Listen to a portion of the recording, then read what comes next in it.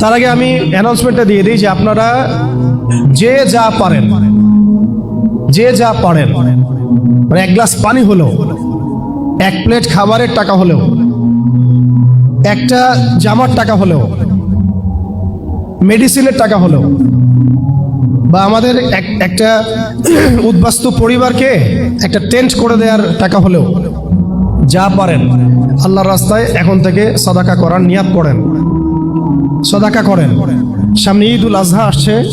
আমাকে ওই প্যালেস্টাইনের গাজার এক ভাই আমাকে টেক্সট করে বলছিলেন যে আমরা লাস্ট কবে মাংস খাইছি আমাদের এটা মনে পড়ে না। আর কথা হচ্ছে যে আমরা এখান থেকে তো পশু পাঠাতে পারবেন না, এবং সেখানে আপনি যে অ্যাভেলেবেল কোরবানির পশু আছে এমনও না।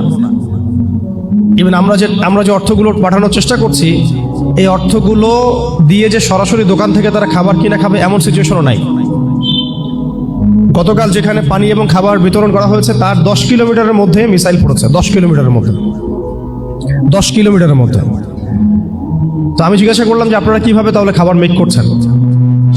তারা সেখানে খাবারের যে ম্যাটেরিয়ালসগুলো আছে, কিছু ম্যাটেরিয়ালস যেমন কিছু চাল বা কিছু ডাল বা কিছু শস্য, এগুলো কোনো কোনো জায়গায় উৎপন্ন করা হচ্ছে। আবার কেউ হয়তো ত্রাণ পাঠাচ্ছেন, কেউ সেল করছে। সিচুয়েশনটা খুব ডিফিকাল্ট, এটা বোঝানো যাচ্ছে না। সেগুলো তারা নিয়ে খাবার মেক করে, খাবার তৈরি করে family to family, door to door খাবার পৌঁছে দিয়ে আসেন। এমন না যে আপনি সুপার শপে গেলেন, খাবার নিলেন, চলে আসলেন।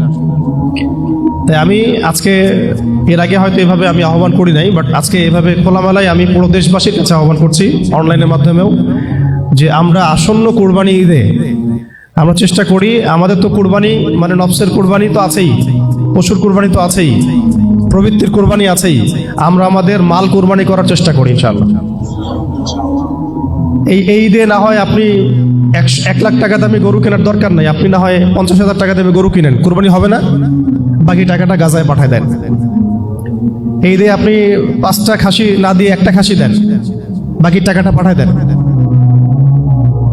এই ঈদে এমন ফিকির করি আমরা, আমাদের আয়ের অন্তত ধরেন আয়ের 10%, মোট আয়ের 10% করে যদি আমরা সবাই দেওয়ার চেষ্টা করি, আমার মনে হয় আমরা এখান থেকে কোটি কোটি টাকার ফান্ড পাঠাতে পারবো ইনশাআল্লাহ।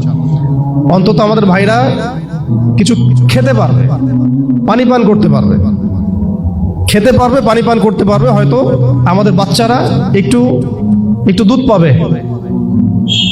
একটু বেবি ফিড পাবে। বাচ্চাদেরকে যে মায়েরা খাওয়াবেন, সেই মায়েদের তো বুকের দুধও শুকিয়ে গেছে। কি খাওয়াবেন তারা চিকিৎসা নিতে গেলে হাসপাতালে বোম মারা হচ্ছে। বাচ্চারা শরণার্থী শিবিরে খেলাধুলা করছে, ওখানে বোম মারা হচ্ছে। অন্তত পক্ষে যতটুকু আমাদের পক্ষে সম্ভব এইটুকু যদি আমরা না করি, ওয়াল্লাহি আল্লাহর কসম করে বলতেছি, কাল কিয়ামতের মাঠে আমরা কেউ এর দায়মুক্ত হতে পারবো না। আপনি এটা বিশ্বাস করেন যে কাল কিয়ামতের মাঠে আমাদেরকে আল্লাহ পাক অবশ্যই জিজ্ঞাসা করবেন এটা নিয়ে। ইচ এন্ড এভরি ইন্ডিভিজুয়াল মুসলিমকে আল্লাহ পাক জিজ্ঞাসা করবেন। তো আমরা কিছুই করতে পারছি না, অন্তত পক্ষে আমাদের ভাইদের জন্য এই ঈদে একটা প্রজেক্ট আমরা হাতে নিয়েছি, যাতে আমরা ত্রাণটা পাঠাতে পারি। আপনারা চেষ্টা করেন যার যা আছে এটা দিয়ে আমাদের সাথে শরীক হওয়ার চেষ্টা করেন, আল্লাহ পাক তৌফিক দান করেন। পাশাপাশি আরো অনেক ভাইরা অনেক ফাউন্ডেশন থেকে কাজ করছেন, যে কোনো ফাউন্ডেশন হোক না কেন, যে কোনো অ্যাসোসিয়েশন হোক না কেন, আপনারা অন্তত শরীক হন। আমরা বাংলাদেশ থেকে এর আগে রোহিঙ্গাদেরকে আমরা আশ্রয় দেখিয়ে দিয়েছিলাম যে আমরা 10 লাখ রোহিঙ্গার দায়িত্ব নিয়েছিলাম। যখন সরকার এনজিওরা আসে নাই, তখনও কিন্তু বাংলার মানুষকে খাইয়েছে, তাদেরকে কাপড় দিয়েছে, তাই নাই? তাবু নির্মাণ করে দিয়েছে। এটার মিসাল আমাদের আছে, ওই কলেজে আমাদের আছে না?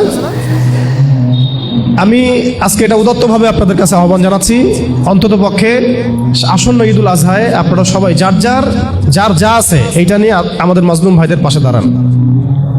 আল্লাহ পাক তৌফিক দান করেন। আমিন।